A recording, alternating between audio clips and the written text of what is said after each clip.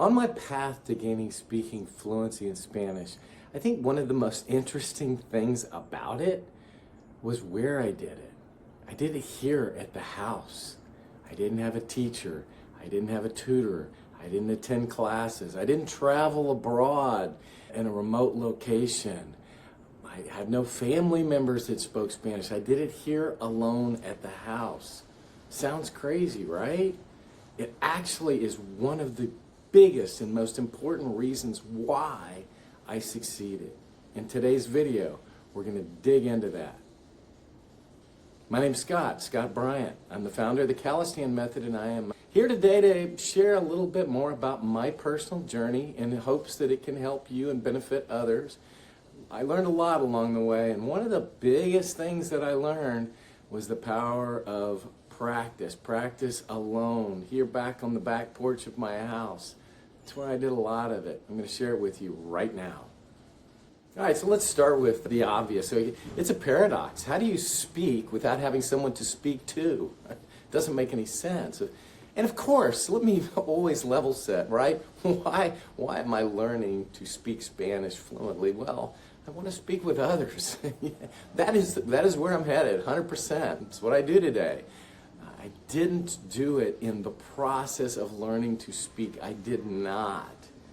And I've alluded to this in prior videos. It's, guess what? Why am I alone? Why was I without others? Anyone? Really anyone? For the better part of a year in my journey to attain fluency? It's because I wanted to attain fluency, and that requires practice. You don't practice in front of others.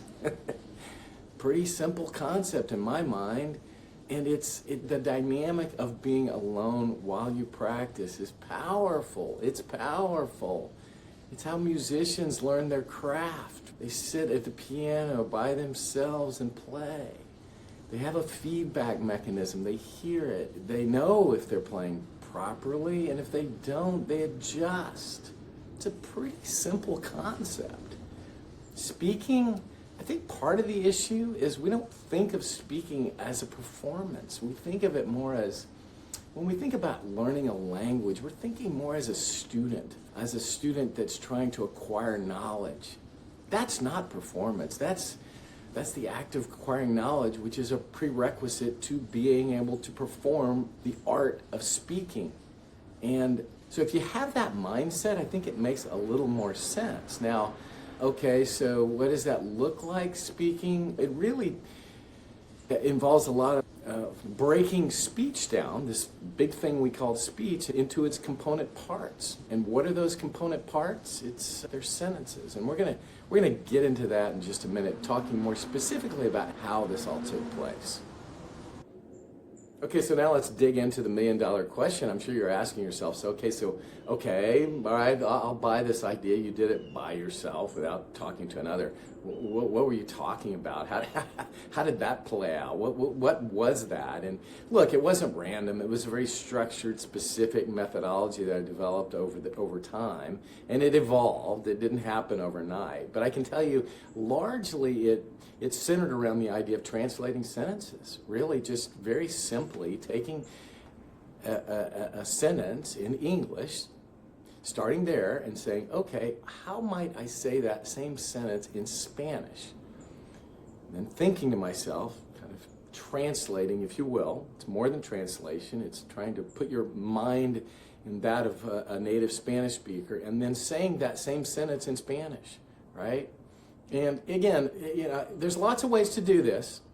I'm talking broadly here. I don't want to get too detailed in the specifics of my methodology, but I can say that my methodology, and others can work as well, is the process of seeing something in English, translating that to Spanish, saying it out loud, hearing it. I use technology so that I could hear that same sentence spoken by a native speaker in Spanish. So I could not only try it, but then I hear the answer, and then I kind of think about it and grade myself and move on. And doing this repeatedly over and over and over again. It's uber powerful. it focuses and forces you to consider and think about so many elements of the language. It's not vocabulary. It's not like you're just learning vocabulary. No, you're learning vocabulary. It's a big part of when you do a translation. But you're also thinking about structure and grammar and how that sentence is constructed and how that's different than that same sentence in English. You're also pronouncing it properly or trying to, and you're hearing a native speaker and comparing yourself. Again, I think of this like a musician would practice, right? You play something on the piano, you can hear yourself. You don't need someone to say, hey, you got that wrong, you hit that note wrong, it sounds horrible. You know that. And so you adjust and you move on. That's the essence of it. An example, I mean, and the technology of is such that so many of these things can be automated. But if I wanted to say a simple phrase like, it annoys me that my brother did something yesterday that I could have never done.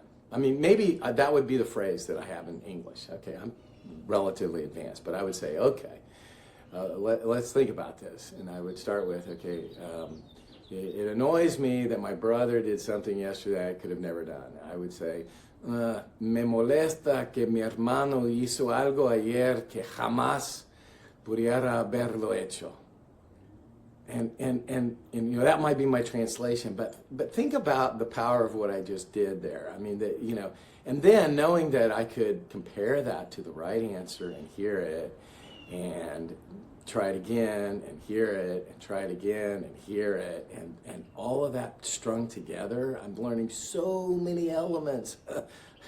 And I'm doing it properly. I mean, there's, again, a lot of nuances. This is an approach, but I'm just saying in general, that idea, imagine if you did that, you translated a sentence, and you did it 20, 30, 40 times a day, whenever you wanted to,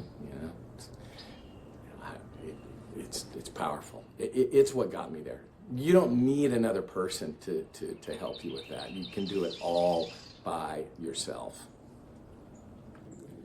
So just a quick aside on one important concept of when you do something alone, if you're practicing alone by yourself, okay? So you don't have that immediate feedback from the teacher, the all-great, all-knowing professor that knows the proper answer and how you need to adjust yourself. Is that really necessary? It's nice, right? But there also comes some baggage with that. That's another human being, and you've got emotions, and that increases anxiety and fear, and not to mention the price tag of of what you're getting. When you're by yourself, we have the ability to self-correct, particularly in the concept, this mundane, this very simple concept of speaking, which we do every day. If I say a word or a phrase in Spanish, I know if I got it right or wrong. First off, I'm looking at a phrase that, on paper, hey, here is the translation. That tells me if I got it right or wrong. Did I pronounce it properly? You hear a native speaker speak that thing, you compare yourself to it, you adjust. It's how you practice. It's how you practice everything in life. It's pretty straightforward. So therein lie one of the keys. You can be your own professor in a sense to adjust, to tweak, and improve. That's how people advance in whatever performance they're pursuing. So just to wrap this up, restate the obvious here. There's a common misperception. People believe that the way to gain speaking fluency is practicing with others. I don't think with others and practice go together.